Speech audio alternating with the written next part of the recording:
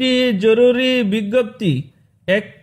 জরুরি বিজ্ঞপ্তি আসন্ন ত্রয়োদশ জাতীয় সংসদ নির্বাচন উপলক্ষে নির্বাচনী মাওনা ইউনিয়ন বিদ্যমান সকল প্রকার নির্বাচনী প্রচার সামগ্রী অপসারণ প্রসঙ্গে উপযুক্ত বিষয় ও সূত্রের পরিপ্রেক্ষিতে জানানো যাচ্ছে যে আসন্ন ত্রয়োদশ জাতীয় সংসদ নির্বাচন ও গণভোট অনুষ্ঠানের নিমিত্ত নির্বাচনের সম্ভাব্য প্রার্থীগণের পোস্টার, ব্যানার, দেয়াল লিখন, বিলবোর্ড, গেট, তোরণ বা গের, প্যান্ডেল ও আলোকসজ্জা ইত্যাদি প্রচার সামগ্রী ও নির্বাচনী ক্যাম্প অপসারণ করার জন্য নির্বাচন কমিশন হতে নির্দেশ প্রদান করা হয়েছে।